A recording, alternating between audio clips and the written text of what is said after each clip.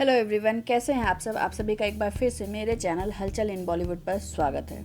अभी हाल ही में कंगना रनौत की मूवी थलावी का ट्रेलर लॉन्च हुआ है, जिसके एक सीन की खूब चर्चा है।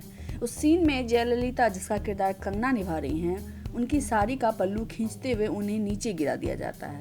उस सीन की तुलना महाभारत के आप उस घटना से कर सकते हैं जहां द्रौपदी का भरी सभा में चीरहरण हुआ था। पर क्या आपको पता है कि ऐसा चीरहरण भारतीय राजनीति में केवल जयललिता का ही नहीं हुआ है, बल्कि कई बार कई विमेन पॉलिटिशियंस का हुआ है। आज मैं आपको इस वीडियो में जयललिता के साथ हुए उस कुकृत्य के बारे में तो बताऊंगी ही, साथ ही मैं एक ऐसे पावरफुल वुमन पॉलिटिशियन के बारे में भी बताऊंगी जिनके साथ इससे भी ज्यादा भयावह और जघन्य हरकत की गई थी। इंडियन पॉलिटिक्स में अगर मीटू होता तो शायद अधिकतर मेल पॉलिटिशियन अपनी सीमा को लांघने के लिए अदालत के कटघरे में खड़े होते।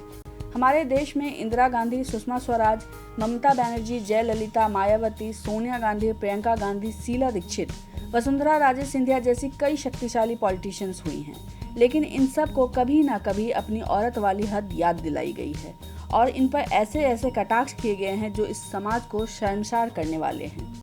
बीजेपी के एक नेता विनय कटियार ने एक बार ऐसी ही एक भद्दी बात कही थी, जिसमें उन्होंने कहा था कि बीजेपी की औरतें गांधी परिवार की औरतों से ज्यादा प्रिटियर हैं। इस तरह के औरतों को उनके काम के आधार पर तुलना ना करके उन्हें ऑब्जेक्टिफाई करना बेहद शर्मनाक है।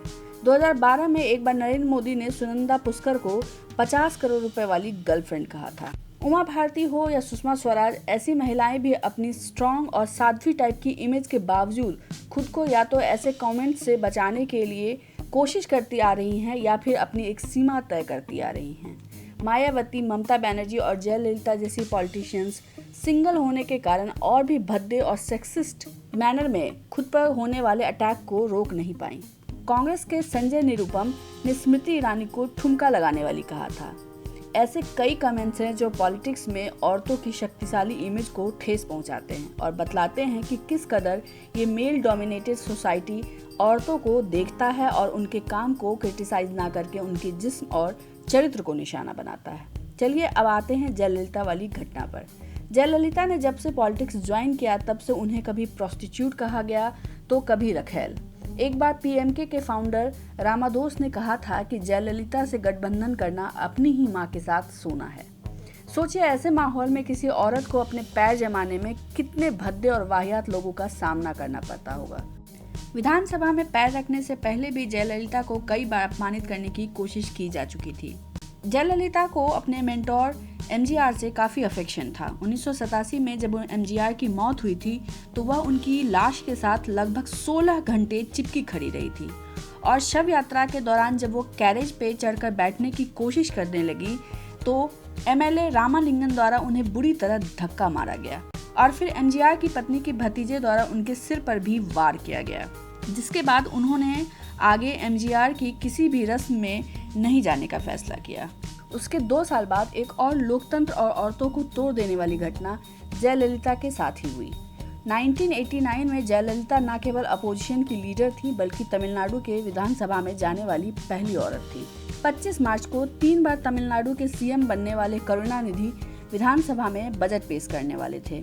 विरोधी पार्टीज का विरोध कर रही थी। अचानक से बात आगे बढ़ गई और सिचुएशन आउट ऑफ कंट्रोल हो गई। अपोजिशन पार्टी की लीडर होने के कारण जयललिता आगे बढ़कर आई और इसका विरोध प्रदर्शन शुरू कर दिया। इसके बदले में करुणानिधि ने जहां जयललिता को भद्दी भद्दी गालियां दी, वहीं उनके एमएलए जयललिता के साथ धक्का मुक्की करने लगे। कुछ विधायक जयललिता को बचाने के लिए उनकी तरफ एक घेरा बनाकर खड़े हो गए, लेकिन अचानक एक विधायक घेरा तोड़ता हुआ अंदर घुसा और उसने जयललिता का साड़ी का पल्लू खींच लिया, जिससे जयललिता की साड़ी न केवल फट गई बल्कि वो फर्श पर भी गिर पड़ी। उस दिन जयललिता ने न केवल करुणानिधि को अपराधी कहा बल्कि वो उस फटी हुई साड़ी के साथ बाहर निकली थी। उन्होंने इस घटना की तुलना महाभारत के द्रौपदी कांड से की और विधानसभा को औरतों के लिए असुरक्षित बताया। उन्होंने उसी पल विधानसभा का त्याग कर दिया और कसम खाई कि वो तभी इस भवन में लौटेंगी जब यहाँ महिलाओं का सम्मान होगा। उसके 2 साल बाद ही उन्होंने तमिलनाडु की सीएम बनकर विधानसभा में वापसी की और अपने इस अपमान का बदला लिया। जयललिता ने समझ लिया था कि औरतों का चाहे भाभी, बहू, बेटी या बहन कोई भी स्वरूप हो, ये समाज उन्हें न केवल घटिया रूप में देखेगा बल्कि समय समय पर भद्दे कमेंट भी करेगा। इसलिए उन्होंने अम्मा कहलाना पसंद किया, क्योंकि शायद यही एक स्वरूप है जिसकी हम कम से कम समाज में खुले रूप में आलोचना नहीं कर सकते हैं और सम्मान करने का ढोंग भी कर सकते हैं। जयललिता न केवल एक पावरफुल पॉलिटिशियन के तौर पे जानी गई, बल्कि कहा जाता है कि उन्होंने हर एक मेल पॉलिटिशियन को अपने कदमों में झुकने के लिए विवश कर दिया था। चलिए अब हम आपको उस दूसरी घटना के बारे में बताते हैं जो राजनीति में काले अध्याय के रूप में याद रखा जाता है। यह विभत्स घटना जुड़ी है उत्तर प्रदेश की पॉलिटिशियन मायावती से। मायावती के साथ 3 कमजोर शब्द जुड़े हैं प्रताड़ित होने के लिए: गरीब, दलित और औरत। अभी हाल ही में यूपी झांसी में केरल के नन के साथ ट्रेन में हैरेसमेंट की घटना हुई, जिससे वहां की व्यवस्था की पोल खुलती है। लेकिन एक वक्त था जब वहां की एक्स सीएम मायावती भी एक बार ऐसी ही भयावह घटना से गुजरी थी। 1993 में इलेक्शन जीतने के लिए बीएसपी और एसपी पार्टी ने एक समझौता किया था, लेकिन उसके 2 साल बाद 1995 में बीएसपी ने एसपी से अपना गठबंधन तोड़ने का फैसला किया।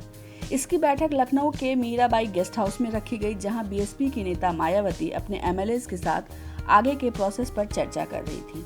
समाजवादी पार्टी के नेता मुलायम सिंह यादव को इस घटना का पता चला और वो इस घटना से काफी बौखला गए। इसलिए उन्होंने अपनी पार्टी के कुछ गुंडों और कार्यकर्ताओं को लाठी डंडे के साथ गेस्ट हाउस भेज दिया।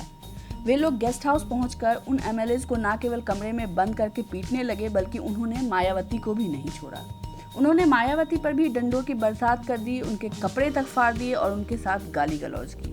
एक महिला के साथ ऐसा बर्बरता भरा और वाहियात कांड होते देख कुछ बीएसपी के एमएलए बीच बचाव करने की कोशिश करने लगे, पर उसमें वो कामयाब नहीं हुए। संयोगवश तभी बीजेपी के एमएलए ब्रह्मदत्त द्विवेदी ने कमरे में प्रवेश किया और उन्होंने मायावती को वहां से बचाकर बाहर निकाला। गेस्ट हाउस का यह कांड आज भी भारतीय राजनीति में काले अध्याय के रूप में याद किया जाता है। भारतीय धर्म में जहां औरतों को देवी का रूप कहा जाता है, वहीं यहाँ औरतों के साथ ऐसी बर्बरतापूर्ण घटनाएं हुई हैं कि जो न केवल इंसानियत को बल्कि ईश्वर को भी शर्मसार करते होंगे। आज के लिए बस इतना ही। अगर आपको ये वीडियो पसंद आता है इसे लाइक और शेयर करें। हमारे चैनल को सब्सक्राइब करना ना भूलें और घर से बाहर जब भी निकले मास्क जरूर पहनें। Thank you so much.